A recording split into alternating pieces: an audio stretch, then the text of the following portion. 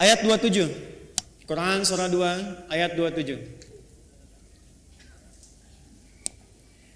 Ada 3 ciri utama makhluk, saya sebut makhluk karena iblis pun pernah terjebak dengan sifat ini. Nanti saya cerita belakangan kalau waktunya masih memungkinkan. Kita tarik ke dunia manusia dulu, ke kita saat ini. Ada 3 keadaan yang menjadikan seseorang bisa terkontaminasi dengan penyakit fusuk sehingga menjadi fasik. Illal fasiqin, kata al-fasiqin jamak dari kata fasik, kata kerjanya fasaqa. Sifat keadaannya disebut dengan fusuk. Penekanannya disebut dengan fisqun. Fokus. Secara bahasa, kata fusuk artinya isyan. Bahasa kita yang dikenal dengan maksiat, penyimpangan dari kebaikan. Jadi setiap ada yang menyimpang dari kebaikan atau menolak dari perintah yang harus dijalankan, itu perbuatannya disebut dengan fasak. Makhluknya disebut dengan fasik, sifatnya keadaannya disebut dengan fusuk. Iblis yang punya sifat setan itu asalnya jin yang sangat taat. Sangat taat. Sampai ada riwayat menyebutkan saking taatnya kepada Allah, maka malaikat menyifatinya dengan Azazil, makhluk yang terhormat karena rajinnya ibadah kepada Allah. Cuman karena satu kejadian dia bergeser dari ketaatan, tidak mau menaati perintah Allah, menghindar dari perintah. Diminta oleh Allah hormat kepada Adam, sujud hormat kepada Adam.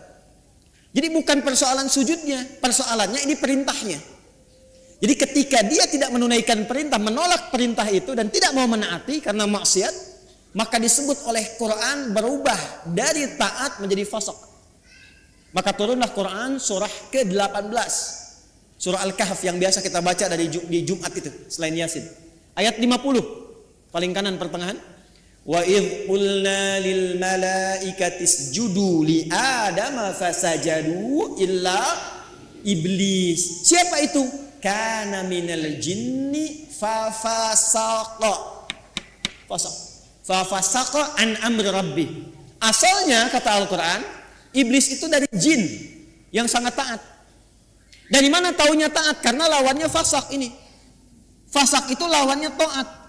Apa ayuti wa taat. Tapi karena tidak taat pada perintah Allah, tahu dari mana tidak taatnya? Quran surah 7 Al-A'raf ayat 11 sampai 12. Qala ma mana'aka alla tasjuda idh amartuk. Hei kamu, kata Allah, kenapa kamu enggak taat ketika aku perintahkan untuk sujud? Apa yang mencegah kamu untuk hormat pada Adam ketika aku perintahkan? Kata Allah, hei iblis, bukan masalah sujudnya, ini perintahku, kenapa enggak mau taat? Maka iblis menjawab, ana khairum minhu, khalaqtani min narin wa khalaqtahu min tin. Aku lebih hebat dibandingkan dengan dia. Kau ciptakan aku dari api, dia dari tanah. Enggak level, yang tinggi hormat ke bawah. Membawa kesombongan kepada diri, itu namanya istakbar. Istakbar, menampakkan kesombongan namanya takabur. Karena dia membawa melekatkan kesombongan pada dirinya, maka pekerjaan itu disebut dengan istakbar. Enggan, tidak mau disebut dengan aba. Kenapa? Karena istakbar. Quran surah kedua Al-Baqarah ayat 34. Wa idh qulna lil malaikati isjudu li Adama fasajadu illa iblis aba wastakbar wa kana minal kafirin. Makanya ketika keburukan menutupi kebaikannya, ingat, ada baik menutup buruk, ada buruk menutup baik, itu beda. Kalau baik, ini pakaian baik, menutup yang buruk. Ada bagian tubuh kita yang gak enak dipandang, buruk. Makanya disebut aurat. Aurat itu gak enak kalau terbuka, aurat itu terbuka. Ya, aurat itu terbuka. Sesuatu yang terbuka gak enak dipandang. Beda dengan binatang kan? Binatang tuh gak enak dilihat kalau dipakein. pakai pakaian. Manusia ada bagian tubuhnya yang nggak enak dipandang. Kalau dipandang nggak enak, makanya harus ditutup. Bahasa singkatnya disebut aurat namanya. Nah, yang buruk ditutup dengan yang baik, maka yang baiknya disebut dengan libas namanya. Dari kata labisa disebut libas, walibasut taqwa dzalika khair. Sebaliknya, kalau yang buruk menutup yang baik, sudah ada yang baik, ditutup yang buruk, maka berubah kalimatnya menjadi balasa. Makhluk yang ketutupan itu disebut dengan iblis. Iblis kenapa disebut dengan iblis? Disebut dengan iblis untuk menggambarkan karena dia menutup semua sifat baiknya dengan kesombongan dan keburukan itu. Makanya sejak saat itu diharamkan oleh Allah kesombongan seakan-akan mengenakan jubah keagungan Allah Subhanahu wa taala. Jelas di sini? Balik sini. Nah, fasak itu perbuatannya. Fasik itu orangnya. Fasikin itu jamaknya. Secara singkat, fusuk ini sifatnya lawan dari taat, namanya maksiat. Jadi perbuatan-perbuatan maksiat yang dikerjakan oleh seseorang itu akan menutup keadaan dirinya, baik pandangan atau pendengaran bahkan lisannya, untuk bisa berinteraksi dengan Al-Quran dan menjadikannya sebagai pedoman. Contoh, singkat dan cepat saja. Ini mata nih. Kalau mata ini sering dipakai berbuat maksiat, maka maksiat itu lawannya taat. Jadi kalau maksiatnya naik, taatnya turun. Maka mata ini kalau dialihkan kepada Quran, nanti kalau sering dipakai maksiat untuk lihat Quran saja susah, nggak bisa. Maka alih-alih mendapatkan pedoman dari Quran, untuk lihat pun kadang-kadang nggak mampu. Padahal mushafnya sudah dia kumpulkan. Ada jenisnya dengan tajwid, tajwidnya berwarna. Ada yang jenisnya besar, yang kecil, yang perkata, yang macam-macam. Itu dia koleksi, dia simpan. Tapi anehnya begini, setiap melihat mushaf itu nggak mampu hanya untuk mengambil atau melihatnya saja. Lewat lagi sampai berdebu. Baru ketika ada pengajian datang ke rumah, mama, mana mushaf kita yang ditempel itu di dinding? Ditempel di dinding. Apa tadi lihat?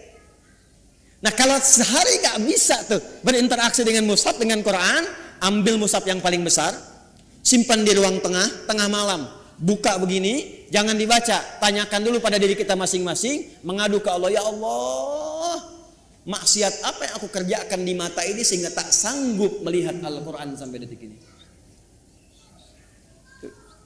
Telinga, Anda dengar ngaji, dari masjid dengar ada tahrim, anak-anak dengar bacaan Quran, ada pengajian-pengajian, tapi telinganya nggak sanggup dengar. Kok kayaknya nggak enak? Ada yang gelisah, ada yang jenuh, bahkan ada yang anti. Artinya apa? Telinga ini seringkali digunakan untuk mendengar yang salah, maksiat. Quran surah ke-6 misalnya ayat 25, wa fi adanihim waqra, di telinganya ada sumbatan. Telinganya ada sumbatan. Nah, ada 3 perbuatan besar dari maksiat ini yang kalau dikerjakan itu, dan kita berlindung pada Allah dari 3 perbuatan ini, kalau dikerjakan itu maka secara otomatis dia akan mempengaruhi pelakunya langsung mendapatkan sifat fusuk dan berpotensi menjadi fasik sehingga tak mampu mendapatkan pedoman-pedoman dan petunjuk dalam Al-Quran. Secara cepat, apa saja perbuatannya untuk kita tinggalkan dan kita jauhi? 1, alladzina yanquduna 'ahdallahi min ba'di mitsaqih. Perhatikan baik-baik. Yang pertama, penyakit ini berpotensi menyerang semua kalangan, karena itu menggunakan kata alladzina. Disebutkan sebanyak 1080 kali dalam Al-Quran, mencakup semua tanpa kecuali. Laki-laki, perempuan, besar, kecil, tua, muda, dan seterusnya. Yang pertama, alladzina yanquduna 'ahdallahi min ba'di mitsaqih, yaitu orang-orang yang memutuskan atau menyalahi komitmen dengan Allah setelah dia berkomitmen untuk memegang teguh janjinya. Menyalahi komitmen dengan Allah. Komitmen dengan Allah.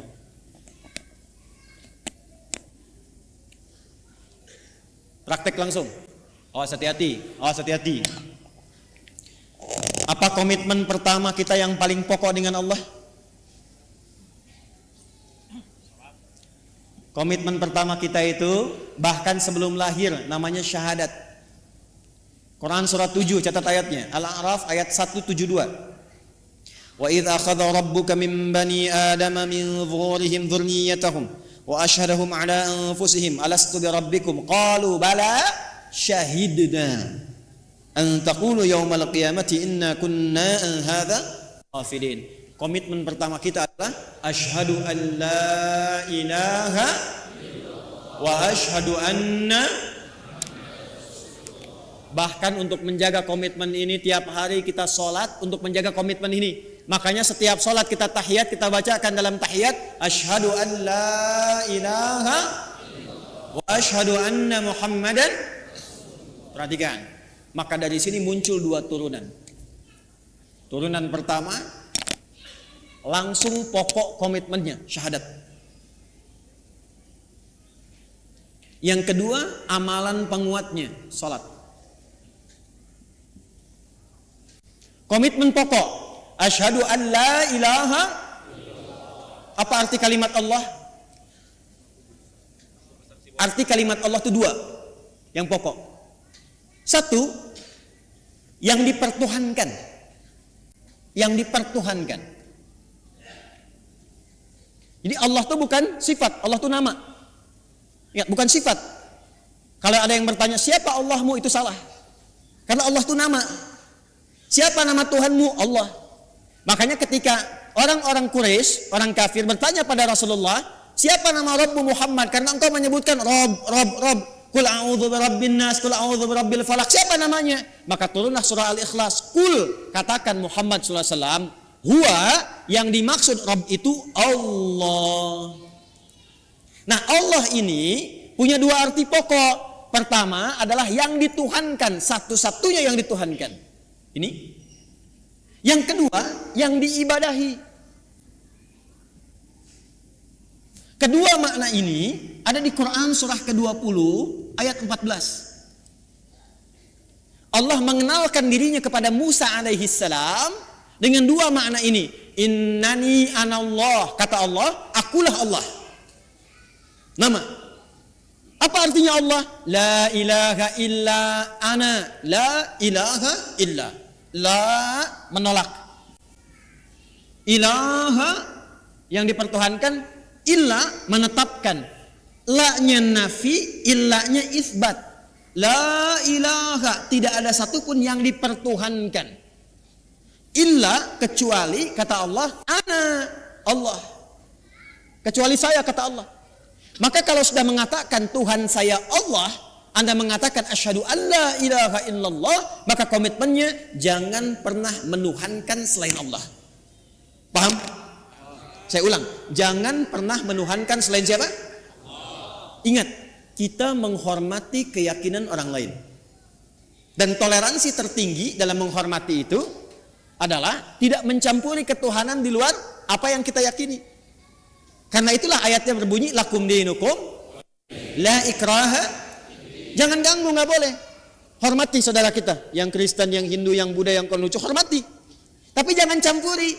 Karena toleransi terbaik itu tidak mengikutinya. Silahkan masing-masing, jangan ganggu. Gak boleh merasa terganggu, tapi jangan ikut-ikutan. Gak usah ikut-ikutan. Toleransi tertinggi dalam akidah itu zero tolerance, supaya saling menghormati. Ya, karena kalau Anda datang ke tempat itu, Anda ingin menghormati tapi ikut-ikutan, itu terjadi sifat munafik nantinya. Ya, di lisan iya, di hati mengingkari. Itu gak boleh, Islam gak suka begitu. Antara lisan dengan hati itu harus sama. Ya, jangan sampai, mohon maaf, ya, lisannya berkata, ya ikuti senyum, tapi hatinya mengingkari. Salah sesembahanmu, itu bukan Tuhanmu. Nah, Islam gak mau begitu. Hormati orang lain, silahkan yakini apa yang Anda yakini. Kalau pengen tahu tentang Islam kami ajarkan, ya, tapi jangan ikut-ikutan. Dan tidak boleh mengganggu, itu yang paling indah. Lakum dinukum. Karena itu kalau sudah la ilaha il, asyhadu an la ilaha il, maka tidak boleh mengatakan kalimat ini. Camkan ini. Tuh. Kedengaran? Begitu Anda lakukan, ambulan nanti siap menanti. Dan ambulannya malaikat maut itu yang paling sangat menegangkan. Kalau sudah mengatakan la ilaha, asyhadu an la ilaha, itu komitmen. Maka tidak boleh ada kalimat ini. Camkan. Semua agama sama, menuju pada Tuhan yang sama. Cuman caranya beda-beda. Maka itu sudah mulai pelanggaran terhadap komitmen. Saya yakin orang-orang yang seperti itu tidak akan pernah atau kesulitan dia mendapatkan petunjuk dari Quran. Yang ada apa? Semakin salah ngajinya. Ayatnya semakin dipotong-potong. Ayat tentang menuhankan Allah dipotong. Ayat tentang sholat pada akhirnya nggak sholat. Ayat tentang puasa pada akhirnya nggak pada puasa. Itu yang kebablasan. Di orang-orang kalau sudah begitu, apalagi mengolok-olok ayat, pada ujung-ujungnya nggak yakin tentang Qurannya sendiri. Dan kalau dites ngaji, ujungnya nggak bisa ngaji juga itu. Ini yang bahaya.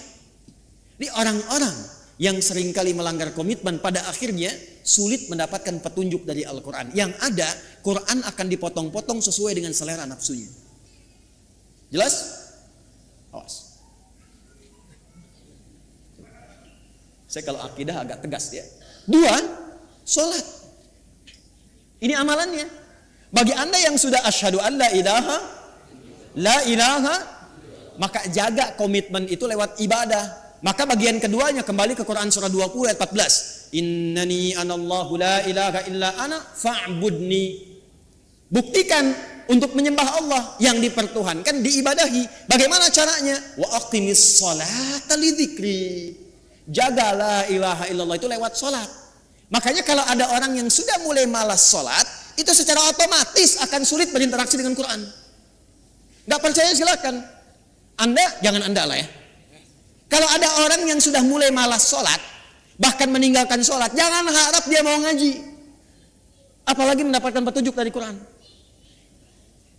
Persamaan terbaliknya, kalau Anda ingin mendapatkan banyak manfaat dari Quran, kemudian terbawa suasana kita ingin mendekat kepada Quran, menanamkan cinta pada Quran, maka persamaan terbaliknya, 1, perbanyak sholatnya. Nih, tingkatkan dari yang fardu, bukan bilangannya, ya, bukan bilangannya, tapi value-nya. Jadi bukan meningkatkan subuh 2 rakaat jadi 4, bukan. Ya. Coba lihat yang mengiringinya, ada sunnahnya tidak? Jadi kalau orang semakin banyak sholatnya, pasti semakin senang dengan Qurannya, itu udah otomatis. Otomatis itu. Anda kalau sudah mulai senang tahajud, senang duha, senang khatib, demi Allah saya katakan, itu Anda nggak akan lepas dengan mushaf. Pasti itu. Sudah persamaan itu. Sudah persamaan. Jelas? Nah, setelah itu nanti, kalau sudah senang Quran, pindah cara ngajinya. Dari mulai belajar baca, belajar pahami, sampai keluarkan kurikulum hidup yang sesuai dengan aktivitas Anda. 1. 2. Wa yaqta'una ma amara Allah bihi ayyusal. Seringkali memutus apa yang Allah perintahkan untuk disambungkan. Memutus hubungan. Memutus apa yang Allah perintahkan untuk disambung. Ini babnya banyak. Saya ulang, babnya banyak. Saya ambil contoh yang paling gampang dengan akhlak. Awas, tes nih. Dengan orang tua. Awas, jangan-jangan ngaji sekarang kelihatan nyaman, enak, baik-baik dan sebagainya, ternyata dengan orang tua belum selesai masalahnya. Orang tua dengan anak harus nyambung tidak? Harus sayang tidak? Maka kalau ada anak berbuat tidak baik kepada kedua orang tua, walaupun dia akan dipaksa untuk mengaji, jangan harap mendapatkan manfaat yang cepat dari Quran yang dia kaji itu. Mandek pasti itu. Persamaan terbaliknya, kalau Anda menginginkan anaknya ingin cepat lekat dengan Quran, maka berbuat baik pada orang tua. Persamaannya dipersamakan lagi, kalau ibu ingin anaknya dekat dengan Al-Quran, ya, maka ibu sayangi anak, perbanyak doa kepada Allah, mintakan supaya anak itu bisa lekat dengan Quran. Jadi saya ingin katakan, menyambung hubungan dengan yang Allah perintahkan disambung dengan orang tua, dengan ibu, dengan ayah, kasih sayang yang baik, berikan perhatian, doa, itu salah satu fadilahnya mempercepat kemampuan kita untuk menangkap petunjuk dari Al-Quran. Dan itu yang dilakukan oleh ulama-ulama dulu. Ibu jangan lihat Imam Syafi'inya sekarang karya dan umatnya banyak. Kalau Anda pengen tahu Imam Syafi'i itu bisa demikian, salah satunya perjuangan ibunya yang single parent. Lahir di Gaza, datang ke Mekah digendong-gendong tuh dari tawafnya sampai diajarin dan sebagainya. Jadinya seperti sekarang. Imam Ahmad bin Hanbal, ibunya single parent. Apa yang dilakukan? Musim dingin pun itu masih masak air, Bu, Pak. Diwudukan ibunya. Digendong di tempat, disimpan di majlis ulama, ngaji di situ sampai jadi bintang setelahnya. Murid Imam Asy-Syafi'i. Imam Al-Bukhari itu yang berjuang ibunya single parent. Mazhabnya Syafi'i. Jadi ada persamaan antara menyambung sesuatu dengan erat dengan dan petunjuk dari Al-Qur'an. Maka kalau ingin mendapatkan kemuliaan Al-Qur'an, dimulai dengan salah satunya apa? Minta ridho orang tua siapa yang masih ada. Minta doa. Ibu jangan diminta, doakan anaknya. Ya, minimal ada satu di keluarga yang jadi kebanggaan. Di akhirat, Bu. Karena kalau dunia sementara. Harus ada di keluarga Anda itu, saya, kita, yang dipanggil di akhirat mewakili keluarga besar. Jadi kebanggaan. Itu loh anak-anak yang sering Anda lihat orang tuanya itu orang biasa. Ya, hartanya nggak banyak, makannya terbatas, Anda merasa kasihan. Jangan salah, mungkin yang perlu dikasihani itu Anda. Karena dia telah menciptakan, membuat sebuah sistem kehidupannya bahagia di sisi Allah. Jadi kebanggaan. Ternyata anaknya sudah hafal Quran 30 juz. Ternyata orang tuanya hafal Quran dengan 7 riwayat. Dan dia siapkan anaknya di kebanggaan di akhirat. Saat orang tua yang kadang dipandang sebelah mata di dunia itu, bahkan anaknya mampu memakaikan mahkota di kepala ibu dan ayahnya di hari kiamat kelak. Anda ada di mana? Harus berubah cara berpikirnya. Besok itu wafat, teman-teman. Besok itu kembali. 3 yang terakhir, wa yufsiduna fil ardh. Orang yang senang merusak. Fasad. Senang merusak. Fasad itu definisinya banyak. Ya, mencuri merusak tidak? Merusak. Menipu merusak tidak? Mencela merusak tidak? Jangan harap Anda ngaji, datang ke pengajian tapi senang mencela orang lain. Jangan harap mendapat petunjuk dari Quran dengan cara yang benar. Anda kerja, ngambil harta yang haram, korupsi, menipu dan sebagainya. Jangan harap dekat dengan Quran. Makanya orang-orang yang korupsi itu bisa dicek deh, pasti nggak bisa ngaji. Walaupun asalnya bisa ngaji, jauh dari Quran pada akhirnya. Saya di Libya pernah satu majlis dengan salah satu tokoh yang diagungkan oleh kalangan liberal. Namanya Jamal Al-Banna. Jamal Al-Banna ini dulunya itu salah satu yang sangat concern dalam hadis, hafal Quran. Tapi satu kali terjadi perubahan dalam hidupnya, singkatnya dia keluar ke barat. Di barat berubah pandangannya, punya interaksi yang salah, yang keliru, maka pikirannya berubah menjadi liberal.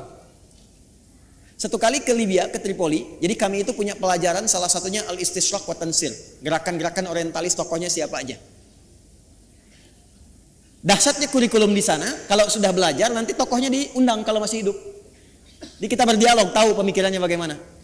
Secara singkat, masih ada videonya sampai sekarang. Gambarnya, fotonya saya masih ada. Itu begitu datang, kita duduk sama menyimak. Itu membaca yang paling ringan dalam Al-Quran yang jadi favorit Anda sekalian. Kan ada 3 surat paling favorit di muka bumi untuk setiap muslim saat ini. 3 qul terakhir kan? Ya, qul huwallah, qul a'udzu birabbil falaq, qul a'udzu birabbin. Itu baca Al-Ikhlas, qul huwallahu ahad, tertukar-tukar enggak selesai-selesai. Qul huwallahu ahad, Allahus lam yalid wa lam yakul huwallahu ahad, sampai istighfar para mufti yang ada pada saat itu. Astagfirullah, astagfirullah. Anda bisa bayangkan. Apa? Karena Quran yang baik tidak akan bercampur dengan yang kotor. Jadi kalau sudah mendapatkan dengan cara yang kotor, harta yang kotor, pikiran yang tidak baik, enggak akan pernah Quran jadi petunjuk dalam hidupnya. Ini. Maka kalau ingin jadi ahli Quran, jangan merusak. Anda mahasiswa jangan nyontek. Jadi mahasiswa yang jujur. Bekerja yang benar, belajar yang benar. Masuk kelas disiplin. Nanti kalau Anda udah jadi ahli Quran, Anda akan menikmati bagaimana Anda menuntut ilmu. Jadi senang belajar itu, nikmat, nyaman. Ya, dan potensi Anda akan muncul. Menapak ke bumi, terhubung dengan Allah dengan sangat kuat. Energi potensial begitu kan? EP sama dengan M dikali G kali H kan? Energi potensial sama dengan M dikali G kali H, gitu kan? Massa kalikan gravitasi kalikan ketinggian. Anggaplah ini Anda gravitasinya menapak bumi dengan aktivitas Anda, haknya haid tersambung ke atas. Walaupun ini adalah mengambang yang tidak menempel, tapi potensinya ada di situ. Kalau Anda mampu memijak bumi dan menyambungkan diri Anda kepada Allah dengan kuat, maka semua potensi yang ada pada diri Anda akan keluar. Tinggal Anda rubah itu menjadi kinetik. EK sama dengan setengah M dikalikan V kuadrat. M kalikan V kuadrat. Usaha Anda nggak akan banyak lagi, cukup setengah, tapi percepatannya banyak. Kalau Anda ingin rubah jadi pekerjaan dan beraktivitas, gabungkan potensial dengan kinetik, maka dia menjadi energi mekanik. IM sama dengan EP dikalikan EK. Anda fisika belajar nggak sih? Mana yang ITB jurusan fisika? Betul nggak ini? Betul nggak? Betul kan? Tapi nanti energi itu juga bisa berubah. Mesti ada daya, mesti ada kekuatan, mesti ada waktu. Makanya rumus energi nanti berubah kan ketika masuk ke energi listrik. Ya kan? W sama dengan apa rumusnya? P dikalikan T kan? Ini dayanya, kekuatan, ikhtiarnya, waktunya terbatas. Jadi Anda mengeluarkan energi itu, ya itu terbatas waktunya sampai ajalnya tiba. Quran surah 7 ayat 34. Maka manfaatkan waktu sebaik-baiknya, tanamkan jarak dengan kuat, atur kecepatan dan manfaatkan waktu dengan baik. Maka muncullah rumus jarak S sama dengan V dikalikan T. Halo? Saya senang fisika itu. Saya masih senang belajar baca sekarang. Kalau waktu-waktu senggang saya ke toko buku. Yang saya beli itu fisika, kimia, modul-modul sekolah gitu. Saya pelajari lagi, saya lihat-lihat. Kenapa? Karena Allah mendesain alam semesta ini untuk bisa dibaca dan dikaji. Dan pusat kajian itu dasarnya berupa pengetahuan. Allah menetapkan nih. Kan fisika itu membaca alam kan? Bagaimana matahari berputar, berotasi, bumi demikian, interaksi awan dan sebagainya sampai di bumi, di laut dan seterusnya. Maka Allah berfirman, inna fi khalqis samawati wal waqtilafil laili wan nahar la ayatil ulul albab. Itu melihat, meriset, menghitung, maka memunculkan ilmu. Nah ilmu ini itu untuk melihat, meriset tadi untuk membuktikan kebenaran Allah. Benar nggak seperti yang Allah firmankan? Makanya orang yang pintar itu tujuan kepintarannya untuk mengenal Allah. Di semakin Anda pintar fisika, pintar kimia, pintar matematika, pintar biologi, semakin Anda mengenal Allah. Jadi kalau Anda jadi pakar di bidangnya tapi nggak kenal Allah, Anda masih bodoh. Catat tuh. Ngapain pintar-pintar nggak kenal Tuhan? Ya, kalau cuma untuk dunia, maaf, jangankan yang beriman, yang belum beriman pun bisa melakukan itu. Tapi ayat ini disusun untuk mendekatkan diri kita dengan Sang Pencipta, sehingga ketika pulang Anda punya kebanggaan insyaallah. Jelas di sini? Halo, jelas? Maka hati-hati dengan unsur-unsur fusuk yang bisa menyebabkan fasik. Ada 3 maksiat utama. Masih ingat satu apa? Melanggar komitmen utama dengan Allah. Apa komitmen yang paling pokok? Asyhadu an la ilaha illallah. Baik, wa asyhadu anna. Bagaimana cara menjaganya dalam bab apa? Salat. Semakin tingkatkan salat, semakin cepat kita mendapatkan cahaya Al-Quran. Apalagi kalau rajin jamaah, tidak pernah imam membaca dalam salat kecuali ayatnya seperti yang kita butuhkan. Yakin itu. Karena imam tuh kadang begini, udah menyiapkan ayat, tapi ketika sudah takbir, kadang bisa berubah ayatnya. Saya barusan pengen baca Al-Isra ayat 78 sampai 81. Tapi ketika mulai takbir Al-Fatihah, yang muncul apa? Az-Zariyat. Ayat 1 sampai ayat ke-29. Itu yang tadi kita bacakan. Saya yakin kalau Anda ngaji pulang ke rumah, lihat lagi. Di antara Anda pasti ada yang mengatakan, ini yang saya cari selama ini. Silahkan cek. Karena desainnya begitu. Kedua, jangan pernah memutuskan apapun yang Allah perintahkan untuk diapakan? Disambungkan. Contohnya, hubungan antara anak dengan siapa? Orang tua. Hubungan timbal balik ini kalau benar dilakukan, pasti akan memudahkan kita berinteraksi dengan Al-Quran. Yang ketiga, jangan pernah merusak dalam berbagai aktivitas di muka bumi. Kalau Anda pelajar, jadi pelajar yang baik. Jadi pengajar, dosen, pengajar yang baik. Jangan merusak murid. Hati-hati. Kalau Anda bekerja, bekerja yang benar. Jangan merusak sistem. Ya, dengan mencuri, dengan menyogok, dengan macam-macam, jauhi. Kalau semua yang dikerjakan benar dan baik, insya Allah semua pedoman Quran mudah untuk kita dapatkan, mudah untuk kita amalkan. Jelas?